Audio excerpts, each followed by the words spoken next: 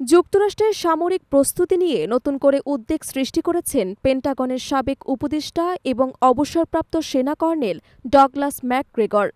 সামাজিক যোগাযোগ মাধ্যম এক্সে এক পোস্টে তিনি বলেন, যুক্তরাষ্ট্র যদি উচ্চমাত্রার কোনো যুদ্ধে জড়িয়ে পড়ে তাহলে দেশটির ক্ষেপণাস্ত্র মজুত মাত্র ৮ দিনেই ফুরিয়ে যেতে পারে। ম্যাকগ্রেগরের এই মন্তব্য ঘিরে ওয়াশিংটনের নীতি নির্ধারকদের মধ্যে ব্যাপক আলোড়ন তৈরি হয়েছে।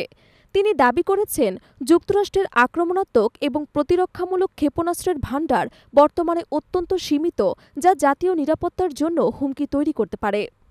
তিনি সরাসরি সাবেক প্রেসিডেন্ট ডোনাল্ড ট্রাম্পকে এই বিষয়ে অবহিত হওয়ার আহ্বান জানিয়েছেন। তার ভাষায়, আমরা মাত্র ৮ দিন ধরে যুদ্ধ চালাতে পারব, এরপর হয়তো পারমাণবিক অস্ত্র ব্যবহারের কথাও ভাবতে হবে। বিশ্লেষকদের মতে, ইউক্রেন যুদ্ধ শুরুর পর থেকেই যুক্তরাষ্ট্র বিপুল পরিমাণে javelin anti tank missile, stinger man portable air defence system, artillery shell এবং অন্যান্য অস্ত্র সরবরাহ করে এসেছে। এই সরবরাহ ন্যাটোর সামরিক সহায়তা কর্মসূচির অংশ হলেও এর প্রভাব পড়েছে যুক্তরাষ্ট্রের অভ্যন্তরীণ প্রতিরক্ষা সক্ষমতার ওপর। ম্যাকগ্রেগর বলেন, বিদেশে অতিরিক্ত সরবরাহের কারণে যুক্তরাষ্ট্রের নিজস্ব স্ট্র্যাটেজিক রিজার্ভ ভয়াবহভাবে ক্ষতিগ্রস্ত হচ্ছে। অস্ত্র এবং ক্ষেপণাস্ত্র মজুতের ঘাটতি এখন আর গুজব নয়, বরং বাস্তবতা।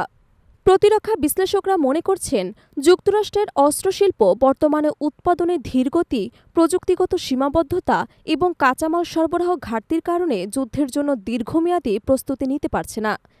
এছাড়া দক্ষ মানব সম্পদের অভাব এবং পরীক্ষাগার সক্ষমতার সীমাবদ্ধতা পরিস্থিতিকে আরও জটিল করে তুলেছে।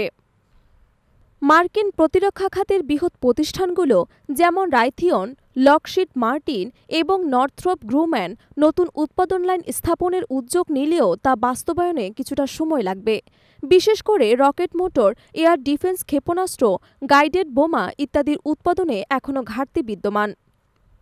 ন্যাটো সদস্য দেশগুলো ইতোমধ্যেই তাদের সামরিক বাজেট বৃদ্ধি করেছে। পূর্ব ইউরোপীয় দেশগুলো সরাসরি রাশিয়ার হুমকির মুখে থাকায় এই সিদ্ধান্তকে গুরুত্বপূর্ণ বলে মনে করছেন কূটনীতিকরা। তবে মার্কিন অভ্যন্তরে এই মুহূর্তে বিতর্কের কেন্দ্রবিন্দুতে রয়েছে যুক্তরাষ্ট্রের নিজস্ব প্রতিরক্ষার সক্ষমতা কতটা স্থিতিশীল এবং প্রস্তুত। যুক্তরাষ্ট্রের প্রতিরক্ষা দপ্তর পেন্টাগন এখনও ডগলাস ম্যাকগ্রেগরের মন্তব্যের বিষয়ে আনুষ্ঠানিকভাবে কোনো প্রতিক্রিয়া জানায়নি। বিশ্লেষকরা মনে করছেন, রাশিয়া এবং চীন এই দুই পরাশক্তির সামরিক প্রস্তুতি এবং সরাসরি হুমকির সামনে রেখে যুক্তরাষ্ট্রের জন্য এই ঘাটতি অত্যন্ত উদ্বেগজনক। যদি একযোগে দুটি যুদ্ধের সম্মুখীন হতে হয় তবে যুক্তরাষ্ট্রের কৌশলগত সিদ্ধান্ত নিতে হবে সীমিত রসদ নিয়ে, যা দীর্ঘমেয়াদী নিরাপত্তা ঝুঁকি তৈরি করবে। ডগলাস ম্যাকগ্রেগরের বক্তব্য হয়তো অনেকের কাছে অতি রঞ্জিত মনে হতে পারে, তবে বিগত এক দশকে বিশ্বে যে ধরনের সামরিক জোট এবং সংঘাতের চিত্র দেখা যাচ্ছে, সেখানে রসদের ঘাটতি আর নীতিগত দ্বিধা বড় হুমকি হয়ে দাঁড়াতে পারে। এখন দেখার বিষয় হল যুক্তরাষ্ট্র কিভাবে এই ঘাটতি পূরণে, উৎপাদন বাড়াতে এবং মজুত শক্তিশালী করতে দ্রুত পদক্ষেপ নেয়।